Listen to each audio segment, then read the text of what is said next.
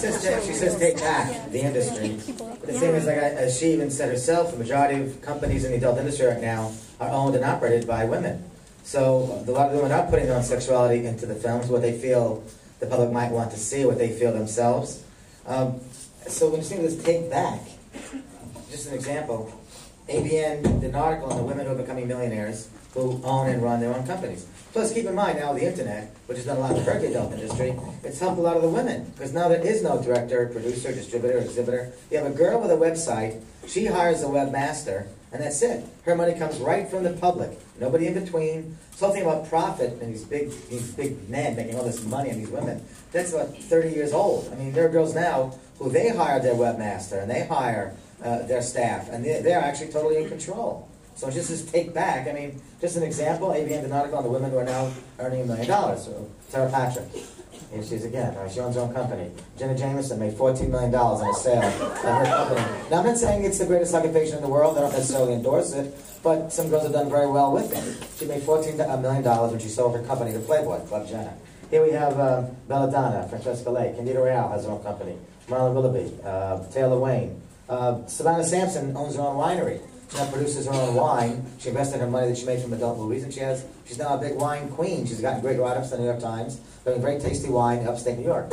And again, it goes on. Stormy Daniels, who ran for office in Louisiana. Mary Kay ran for governor of West California. Both didn't win. It was a joke, but that was their choice to do it. Extra publicity, and also making a lot of money. So again, it goes on and on and on. But the women are making a tremendous amount of money in the porn business and run the porn business. And again, and we'll even take it a step further, even on the college level. You know, we went to, me and a person I debate, went to Yale University, and right here, these girls had this magazine. It was their sex week at Yale. They're all totally naked. It's naked models shot by women, with women modeling, mostly for women, and they're totally nude. This is Yale University, okay? Is she going to call them pornographers? Here we have an article from The Independent. It's not a skin magazine, but discusses some of the waves of feminism, okay? Do me a favor. You can't read? I'm old and irrelevant. Why are you getting him to read? So it'll look more authoritative because it comes from the, like, come on. I wanted to do something better than Ron Jeremy. There's nothing going to be a lion. Okay. Actually.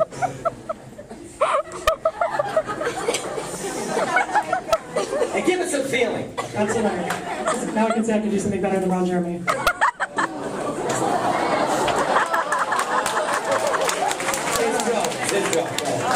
Okay, I'm reading.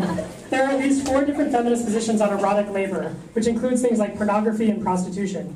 The second wave, coming out of the 1960s, 70s, and 80s, suggests that porn degrades and objectifies women. Today's third wave posits that porn can empower women and allow them to embrace sexuality.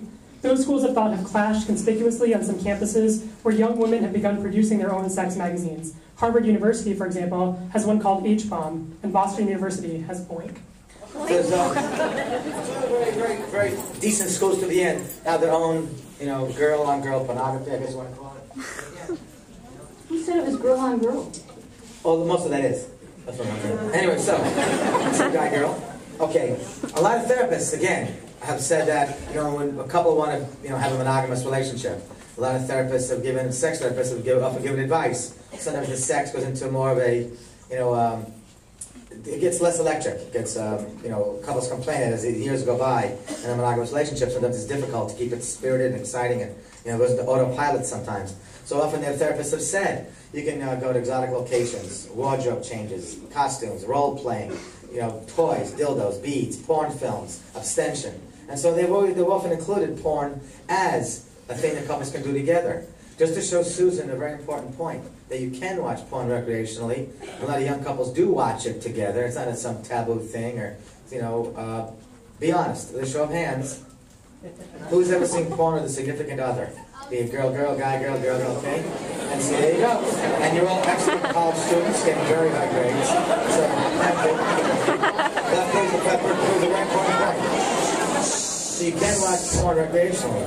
Now, the thing about this abuse of getting into porn, that can often be true. But again, why isn't she picking on major Hollywood? It's a microcosm. The porn business is a microcosm of Hollywood itself.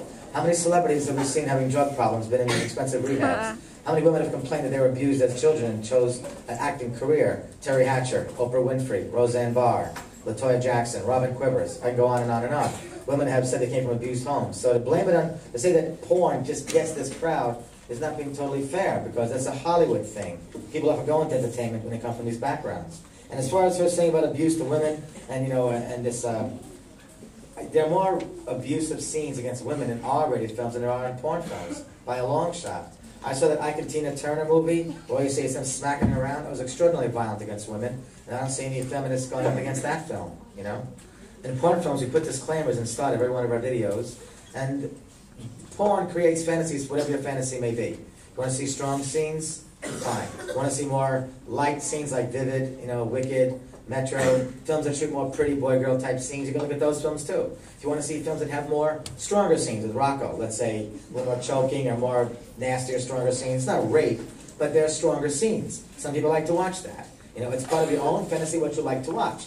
To prove the point to Susan again, as sort of being such consumers of porn, the largest selling film, besides Jenna Jameson's movies, the biggest selling film, 3 years in a row, was Pirates 1 and Pirates 2. And this film had virtually no nasty scenes against women. It had a huge storyline. It had $200,000 in special effects, and it was totally hardcore. You see, total penetration, totally X-rated. Whoever saw the Pirates 1 or 2? Anybody? Okay.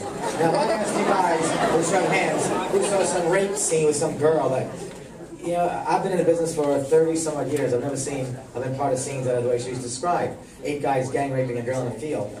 Someone put it on a video camera, so now I got an answer to it, but somebody shot it. So, basically using that same logic, if Jeffrey Dahmer, who decided to eat and kill his people, he was accountable, if he had a video camera shooting it, somebody would tell me, right, defend cannibalism, because somebody had a camera. I'm not. And then secondly, because I'm as against it as anybody else is. And the thing about the death, snuff films, I believe that was a fake. But the fact that they even show someone dying in a scene, I find pretty disturbing and disgusting, and I'd be as much against it as Susan.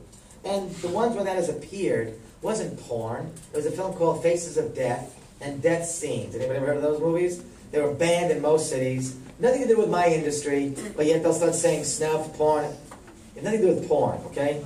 And as far as the statistics go, about watching porn and viewing adult, if I felt that watching a porn film would make you a sick individual, I never would have done it years and years ago. I would have quit a long time ago. But all the findings that have come out have shown the opposite. They ran a Fraser committee in Canada, which me and her disagree about. They had a Williams committee in England. They had a Nixon-Johnson committee right here in America, and they showed there's no correlation or cause and effect between watching an adult movie and committing a crime, okay, and being a sexual deviant.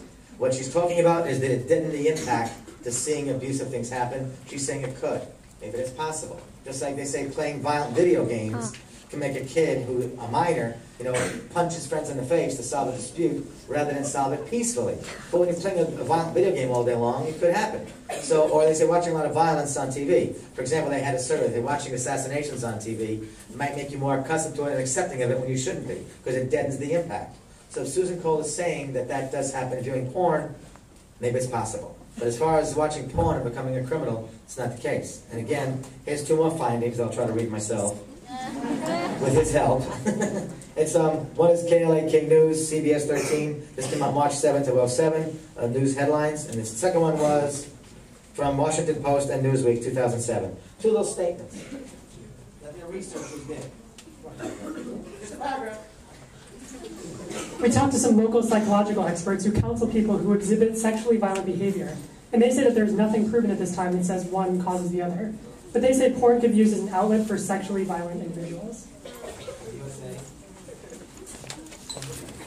Does pornography breed rape? Do violent movies breed violent crime? Quite the opposite, it seems. There's a lot of findings that say that sometimes